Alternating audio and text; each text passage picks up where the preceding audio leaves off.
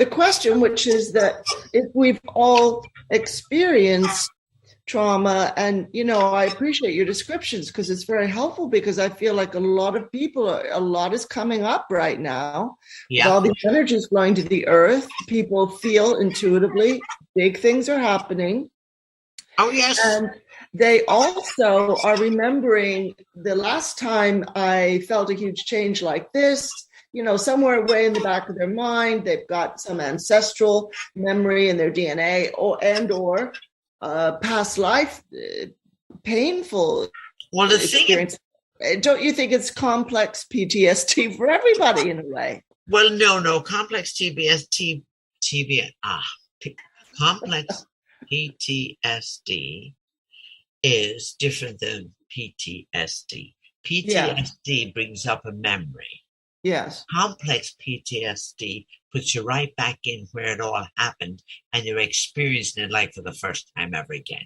Yeah. Okay. Okay. So that's really different in that sense. The thing about the past life stuff, it's if you haven't done the work, if anybody out there hasn't done the work, it's going to be traumatizing. You've got to do the work and come to a place of peace with it, because we've all done what everybody is doing now. That's how we reach compassion. That's how we reach empathy, because we've all done it. That's just the world is this huge accelerated university for souls. They all come at all stages, all ages, all places, and they all play it out to the fullest, because they all think they're all powerful and they want power, and they create havoc. A lot of souls do that. Not all, because some are grown. We can have compassionate fatigue. It's a kind of a physical, emotional, and spiritual exhaustion. It often happens when you spend too much time caring for others and neglecting your own needs, because we think we have to be doing,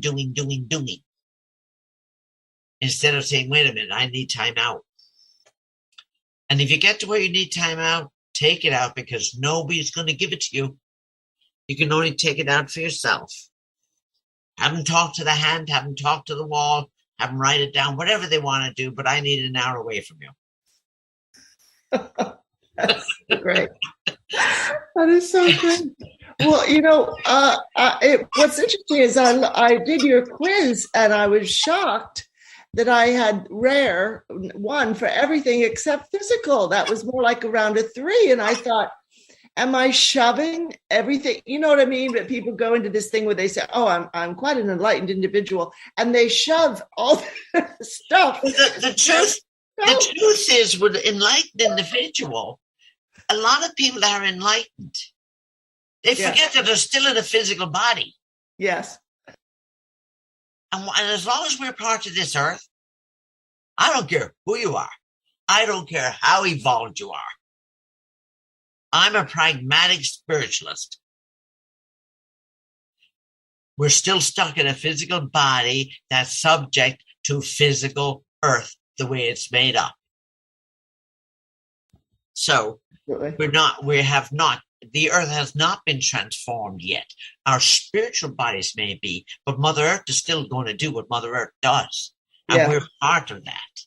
We're going to grow. We're going to not grow. We're going to rot. We're going to regrow. We're going to keep doing that. So, and it's good to be aware of the compassionate fatigue. An awful lot of servant souls are very much compassionate fatigued. Excuse me. The problem with compassion fatigue, what can happen is it can turn into resentment and anger, because they don't know how to take care of themselves and they have the expectation of others to take care of them. Well, that is not going to happen. Well, now, when you talk about overwhelm, can that happen without us fully knowing that we're overwhelmed? Oh, absolutely. That's why I went through the whole physical, mental, emotional, spiritual symptoms. Exactly. Yeah. Pay attention to them so you become more aware of what you're feeling, getting into your body. An awful lot of people stay out of their bodies because they don't want to be in their bodies. I mean, I learned that for years when I worked with people living with addiction. Oh my God, when they gave up the drugs and went into recovery, they couldn't stand their bodies. Because now they're in their bodies, there's nothing taking them out of it. They couldn't stand them. And they would say, I never had problems like this before. Well, of course you didn't, because you didn't stay in your body long enough to experience it. You're too busy getting high or getting drunk or whatever the case may have been. So if we're not into that, then we're going to feel everything that's going on in our bodies. If we're shut down from our body is going to let us know it's there, because it's going to kick us in the ass and give us a sickness or give us something that's not genetically predisposed. It's just going to come along and go, wham, you need to slow down. And there you got a broken leg or a broken arm, or you're sick for a while or whatever. Something will manifest. So, and you end up feeling drained, like you no longer have the energy to care. You lose touch with your own self and a sense of self. That's compassionate fatigue. Yeah. And then you can come up, it's a great time to use anger to energize, because it's a healthy way to use anger to energize. Okay? So what I'm going to do is go into a list of the things you can do to cope with the mental, the emotional, the physical. And they're just suggestions for people. They're pathways to personal empowerment. We think we can empower people. We can't. But we can definitely give suggestions and show them how to. Because the bottom line is, I can talk my head off. The other person still has to do the work. I have to do the work. We all have to do the work. But let's say if it's physical. Thank you for saying that. Yes. Yes. So for physically, the best thing to do is get up and move. I don't care if you walk around your apartment 20 times a day. Do it. Go outside if you can. Any kind of exercise. Have a massage. If you cannot have a massage, sit on your chair, go into meditation, have your guys give you a massage. Have the energy give you a massage. All you have to do is ask. Lie back, play music, and visualize getting a massage. It works. You can change your eating habits. Eat high energy foods. Fruits, vegetables, cheese, whatever. Stay away from the sweets and the carbs, because they will drain your energy. I'm not saying you have to totally deprive yourself, because that doesn't work either. But if you're going to eat a sweet, eat some protein with it. Find a new hobby or group activities. Do something you'd love to do. Do something you've never done before. That's all physical. Even if you can't go outside, there's an awful lot of physical videos on the TV. Watch a physical video there. Dance to the music. Even if you can't get up and walk, dance with your hands and your legs on the ground. Whatever it is, there's always things you can do. Now, for the emotional part of it, it's to be aware that maybe you're over emotionally about things. So pull back and use your mental process instead, not your emotional body. Think instead of feeling. If you're a feeling person and feel too much, stop it. Because you can. You got that power. Think instead. Because you can't think feelings. You can name the feelings, but you can't think them. So if you go into something else, think them. Sort out the conflicts and talk about an experience that affects you. Even if it's talk to yourself, talk to somebody else. And I would suggest when you're talking to somebody else, ask them, are they willing to listen to you? If they are, tell them you don't want any feedback. You just want them to listen to you. And now we'll talk about your experience. If you want feedback, ask them for it. You can use counseling, or if you're working, use supervision or therapy, or talk to somebody. It works. If you have something that's really bothering you, focus on what you want to discuss and who you want to discuss it with. Obviously, if you're being pre-traumatized, you're going to be very picky about who you're going to trust. So definitely focus on what you want to discuss and leave nothing out if you can. Use positive self-talk. If you find yourself putting yourself down, stop it. One of the questions to ask is, where does that come from? Where's that self-talk? Where does that negative self-talk come from? If it comes from a parent, a sibling, a grandparent, whoever, give it back to them because it's not working for you. As I said before, use anger as an energizer. When I get really upset, I'll clean house like crazy. I'll work it off flat out. Why they doing that alone? And accept self. That's the big thing. Accept who you are, the way you are, because that's power. It's amazing. Once you accept yourself, nobody has power over you to put you down or tell you. Even that self-talk goes away. That negative self-talk. When you accept who you are. So that's the emotional part. Have those boundaries. The mental part is expand your frame of reference. Sometimes we only have one frame of reference.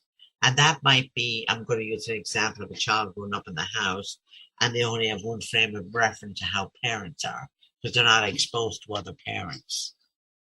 That would be all parents, they would generalize universally, all parents are alike. That's not true. So you expand your frame of reference no matter what the subject is. Challenge your intellect. It's amazing how we expand when we challenge our intellect or somebody else challenges us, because it makes us think. It makes us expand our energy in our brain and where we can go with that. Spend a little more time in your mind if you are mentally fatigued from everything in a different way. This is the way to counteract it. Analyze your blocks. So select a vocation, which is different than a career. That's something that you never did before and you'd like to do, at least you'd like to try it. Read about it. Become an expert on something. I became an expert once a time on Irish knitting, on the cable sweaters, and I taught people how to do it. Then I outgrew it, which was fine with me. And if you're not in touch with your spiritual self or whatever spirituality you have, connect and reconnect with self and others. Find positive people to hang out with or even have a conversation with. Have personal reflection time. Some people do that through diary writing, through whatever their experiences might be, or recording it. That's one way of reconnecting yourself and having personal reflection time. Accepting self-doubts. Again, I'm going to go back into we're in the human body. We're going to have those experiences. Doesn't mean we have to believe them, but if we accept them, it takes the power out of them. Share the grief. If you're grieving, join a grief group. Share it. It helps take the burden off you. Find your place of worship. Whether it's a church, a mosque, a temple, the backyard, the woods, wherever it is, that's connecting to your spiritual self. Meditate. Meditation does not have to be a big thing. You just close your eyes and put yourself somewhere peaceful. Because once your eyes are closed, you're already in a meditative state because you're blocking out all the stimuli. There's so much stimulation in this world. I don't know how our brains even handle it. Clarify your values and take a stand on your beliefs. Clarify what's important to you. What are your values? What's your belief system? Belief systems change all the time as we experience different things. So you You take an inventory on what's your belief system, and stand up for them. It's like if somebody comes into me and they're all into something that is going to traumatize me, I just say, you need to stop that. We need to talk about something else. And commit to something that you like. I love reading. It puts me to sleep every night. I love movies. I'm going to watch them because it takes me totally out of my head and I'm totally into what I'm watching and I'm totally enjoying it. Otherwise, I'm not watching it unless I'm going to enjoy it. I'm not going to read a book unless I'm going to enjoy it. I love traveling. I'm not going anywhere if I don't think I'm not going to enjoy it. It's just not going to happen. It's like these are the things of self-care. So they're my suggestions to self-care when you are vicariously traumatized. What's going on in your life, around your life, with other people around the world. Because it works, but you've got to do it on a daily basis. None of us should ever be too busy that we can't take out 10 minutes for ourselves or even 5 minutes. What I do is I make a cup of tea, and I sit down, and nothing is going to get me off of that chair or that couch until I have my tea drank. I've been like that most of my life, and it works. I used to have when I worked and my kids were in high school, and at that time I was a waitress, and they would come in rushing at the door at 3:30, and my youngest one, of course, would be the one that was the loudest. Mom, can I? I would say, I sat down, I said, look, you asked me the first half hour, it's definitely going to be a no. Because I would have just come in from work myself, sitting down, having my cup of tea, just chilling out. I said, first half hour, you come at me like that, it's going to be a definite no. If you wait till the second half hour, it'll probably be a maybe. But if you wait till the third half hour, it'll definitely be a yes. It took him a while to learn that, but he learned it. It's like, don't come at me. You're coming in, I'm coming in. Don't come at me like that because it'll be a definite no. Doesn't matter whether you're grown up or you're a kid or whoever you are. And the other thing is, do not start my day with yelling and screaming or anything. It's not allowed anywhere in my life. No one should start their day like that. That's the first way to calm down your stress and everything else. If you're cohabitating, if your family is there, if they're loud or whatever they are, sorry, need to bring it outside, not here. Their ways of coping and their ways of maintaining your mental, your emotional, your physical, and your spiritual health is putting boundaries up around all of those. If you enjoy listening to my audio, please like me on Facebook, follow me on Twitter, subscribe to my YouTube channel, email me your concerns and questions at omenacenter777@gmail.com.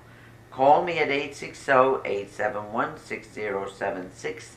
Please leave a message for an appointment and someone will get back to you in 24 hours. Thank you.